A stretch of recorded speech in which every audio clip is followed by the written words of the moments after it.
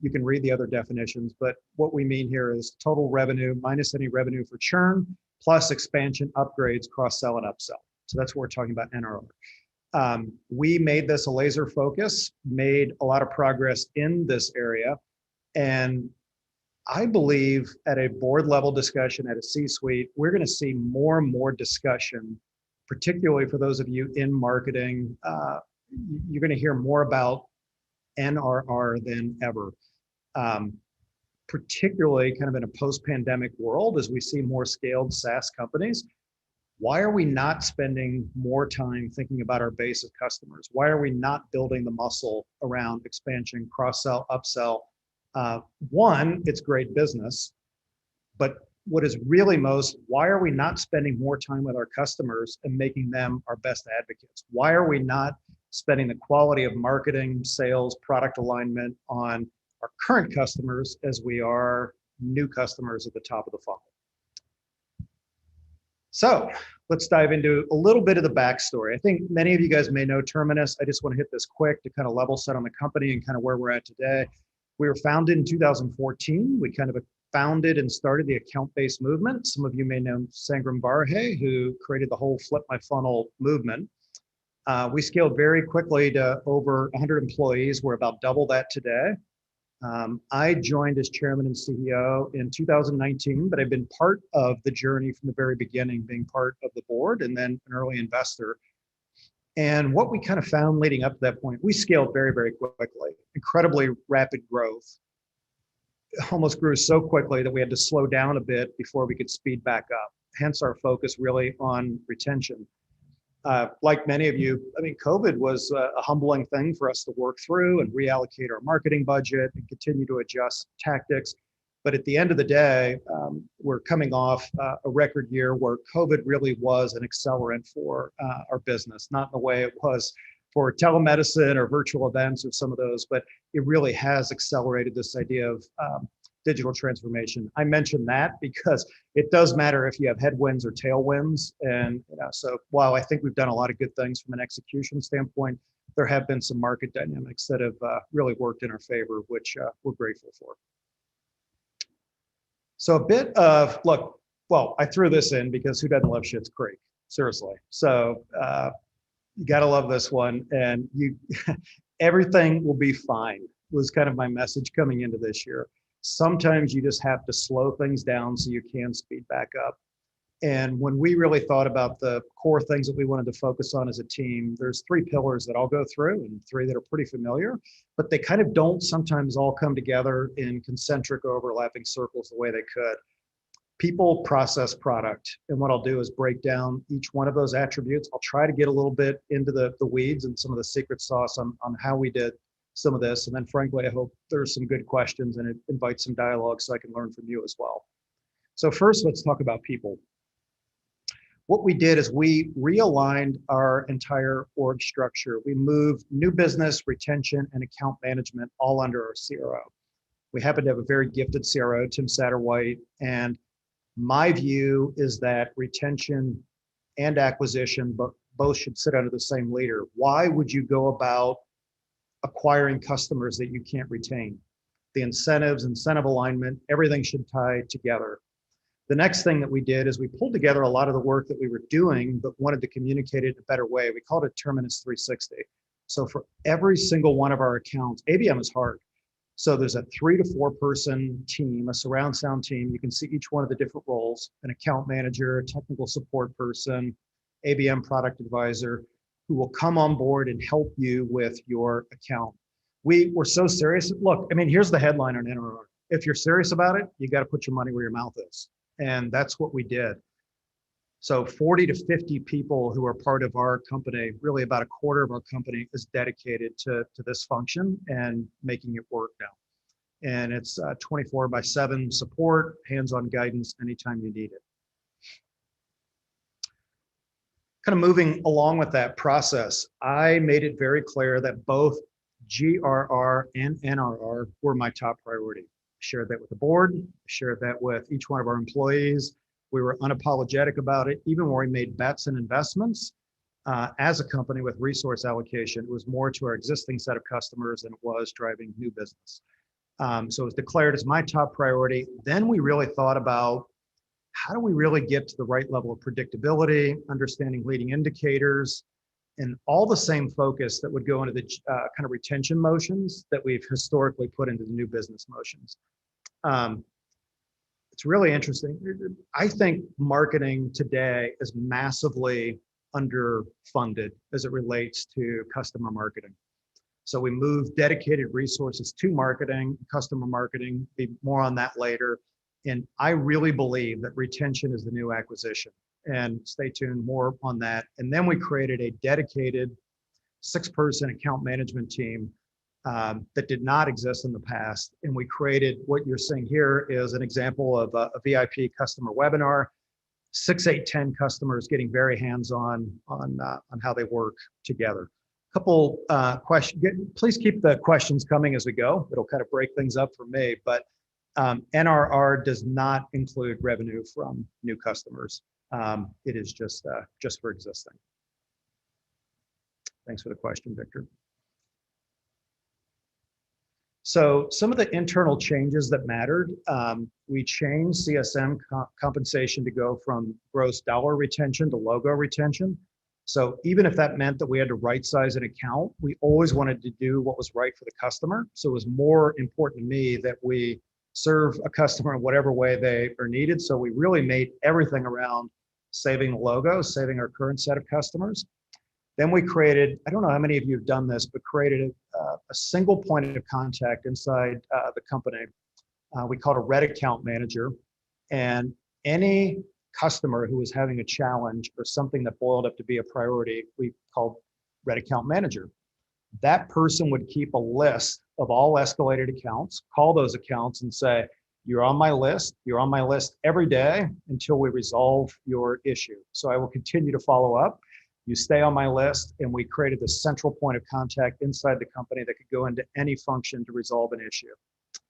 Then we really thought about this kind of path to value 4D framework, which is the kind of the 4 dimensions of how do you really make ABM work. But importantly, it was aligning on what were our customers' needs all the way at the very, very top of the funnel. I think where a lot of the retention issues break down is in handoffs. And so it was aligning why was a customer signing off. Then when we passed them off to client success, making sure they understood the same framework all the way down through support. And then what we did is created a product audit, which is really not about selling, but mapping every single customer need against the product and the 5 things that they can do better across our product to get increased adoption and making sure they're getting full use of the platform.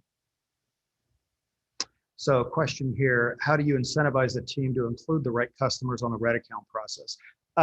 That one is pretty, by default, if there was any customer issue that we couldn't resolve within 24 hours, it got flagged and sent to this red account manager. And that was just the default behavior, the default motion. I review that list every day. Our ELT reviews that list every day. And it just kind of created that single point of contact.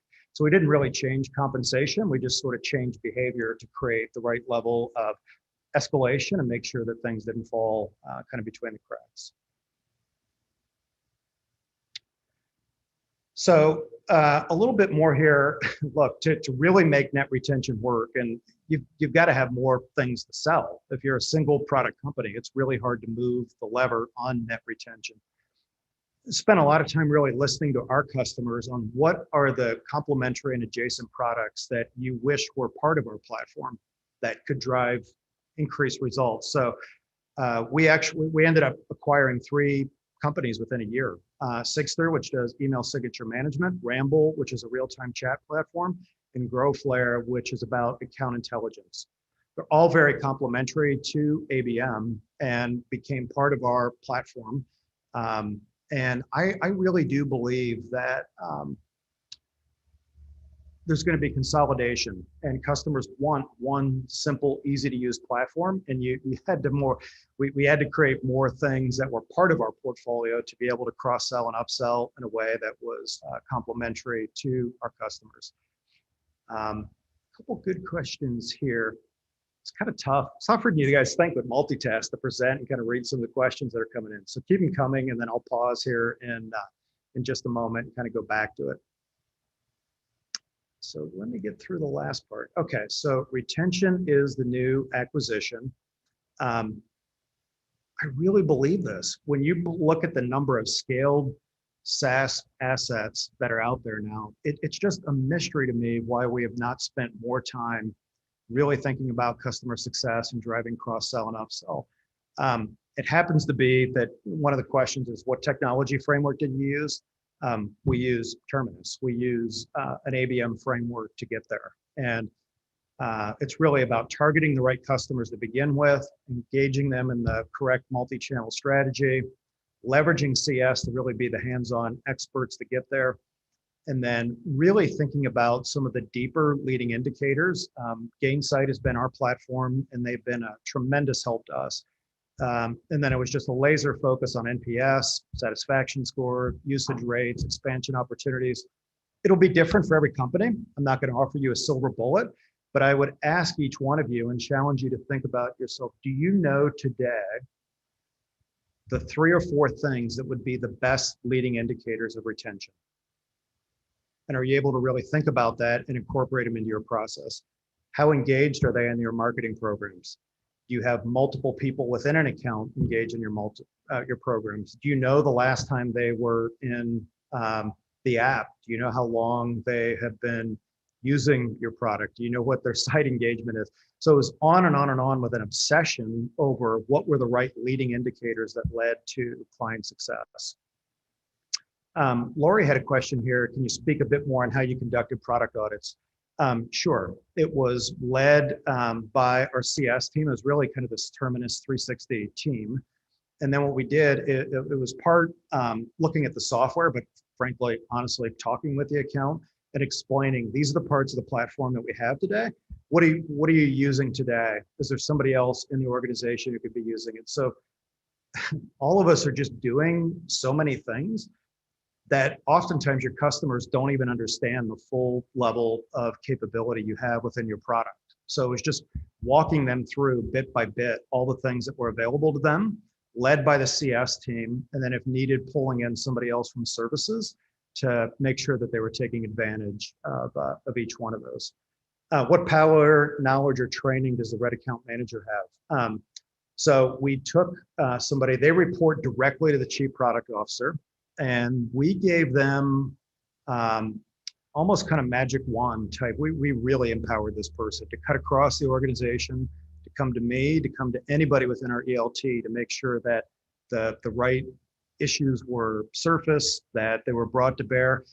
There's just so much power and focus in having the singular point of contact that all escalations go through.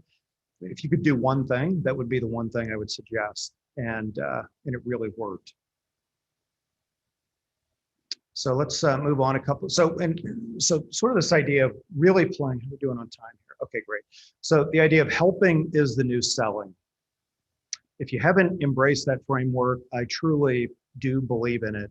And to understand if you have embraced that, I would ask, what percentage of people on your marketing team and of your marketing dollars are being spent on your customers versus acquiring new customers?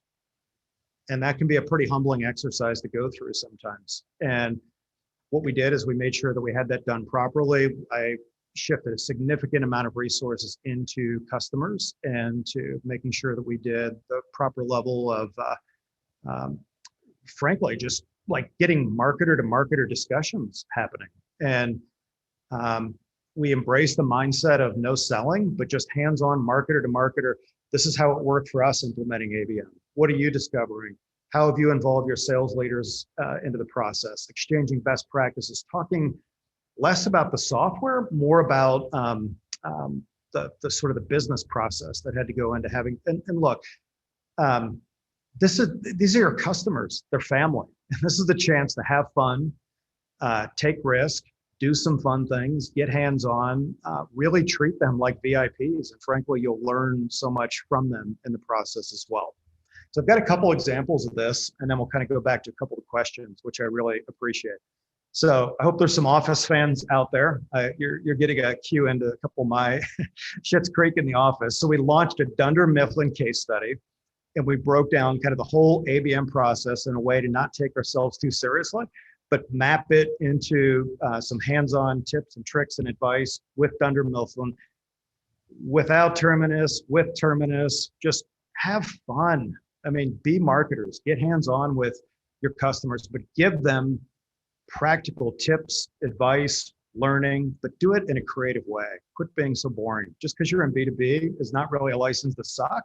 You need to really up-level your game and continue to get more and more creative with marketing. Another example, kind of after this one, 2020 was a mess, and why not just embrace it? We literally did kind of set a dumpster on fire, which was fun.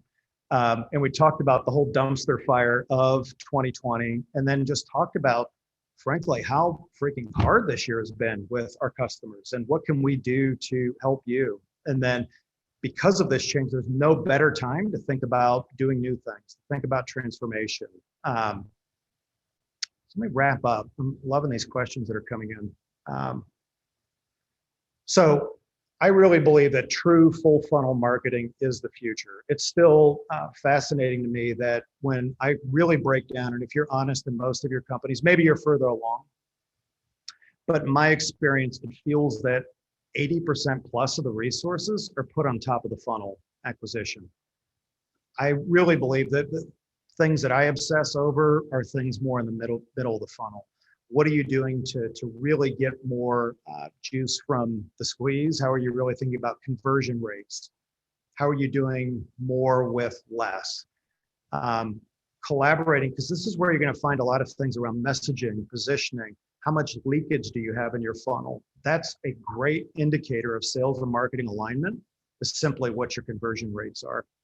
And then finally, on the bottom, building out customer campaigns that really deliver value, engagement, and just have some fun. If you're ever going to take some risk, the place to do it, again, is with your customers. They're trusted parts of what you do. They're part of your family. And so that's just the way it should work. So let me invite a wrap up here, and then we'll jump into some of the questions, which are wonderful. So my takeaways, if you wanted a silver bullet, there isn't one, like there is with any problem. But it really starts with a unified experience from the beginning, from the very moment you touch a prospect, all the way down through the bottom of the funnel, creating points of escalation, really thinking about your baton handoffs and where you might be missing things on cross-functional handoffs, making sure that you're appropriately allocating resource. I went through every single function, product, engineering. In fact, the person who's our chief product officer, I had him go and lead our customer success team for 6 months to understand and have empathy for our customers, for what they're doing, to really embrace that, to be able to make better trade-offs. And I could tell you, we shifted about 1/3 of our resources across the company into driving customer success. And it's been the best thing that we've done, because retention is the new acquisition. So that is some of the framework that we worked on. Some great questions here. So many, where to kind of start. So what technology are you using to ensure alignment information flow from sales to CS? We use Gainsight, which has been great for us. But honestly, a lot of this is like, frankly, just talking. Like we used to do in the old days. And so I've been very big at driving common incentive alignment across the functions, but it's just talking. And so a lot of this, I'd love to say, has been software, but it has been forcing people to just get on the same page. And I'll give you a very good example. When you talk about your ICP, do you have a very clear list of identified accounts that sales and marketing agree on? And then are you thinking about how do you engage them throughout the entire funnel? Question here, how do you think about define, quantify lifetime value of a customer? Working to increase that value across based on NRR. Have you quantified usage rate, lifetime value? Yes, our CRO, the only discussions, and my marketing and sales leaders will attest to this, I very rarely ask about, I've never asked about leads. I rarely ask about pipeline. What we think about is customer lifetime value. And so that's what we spend all of our time thinking about, is just customer lifetime value. How do you find the right customers? How do you engage those customers throughout the entire funnel? You advise what improvement you achieved in retention rate. So yeah, we obviously made big changes in retention. So from a gross retention standpoint, it was 20% plus improvement, but we literally moved net retention 40 points in 1 year by orchestrating these moves. And it was, how do you get people, process, operations all aligned, and spending a lot of time working through this and talking about it. So it had a very significant impact on our business.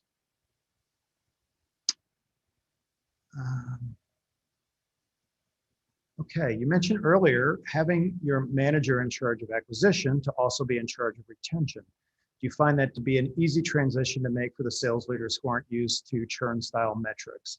I think for the modern kind of CRO and where the world is going, it is absolutely the right measure. Now, it also starts kind of from a board and board alignment standpoint. Are you creating the right plans in the beginning? Are you creating the right incentive alignment? Are you rewarding retention the same way that you would acquisition? Incentives do drive behavior. And so if you're creating the right incentives, I think that the alignment comes remarkably fast. There's a question, how long did it take to get the company through kind of this whole process? It takes a while. This is pretty hard to break it down into pieces and really think about the entire alignment. We're still continuing to get kind of the compound interest that comes from this, but it requires some patience. And it starts with, it's kind of the perfect time to do it, as everybody's aligning on their annual plans and getting board input, board approval. It really starts with incentive alignment from the top and then cascading that down. And I don't think you're ever done is kind of the brutal truth of this, but it starts with, do you have the right goals in place? And then are you allocating the right resources across each one of those to go about trying to achieve it? But the real results, I mean, it took about 2 quarters to really see some of the lift in results. So how do we structure CRO comp? What percent new business versus net retention? 50-50 is the very direct answer. So it is half on new business and then half on net retention. I'm curious how many of you do it, but they're both equally important to me. You have to grow, you have to expand, but only to the, and actually we talk about these kind of like branding and demand gen are mutually exclusive. They're not. Net retention drives more growth and the inverse. So they actually go very hand in hand. They're incredibly complementary, but we ended up doing an even 50-50 split. And I think what I predict you will see more of in board meetings and board sessions is more discussion on customer lifetime value, more discussion on net retention, and customer lifetime value will be where all of this comes together. All right, I might have missed one or two as we went through here, and if I did, I apologize. Feel free to ask any. I think we've got a moment or two before we need to get on to the next session, or you can feel free to hit me direct anytime. I'm tim.kopp@terminus.com. You can feel free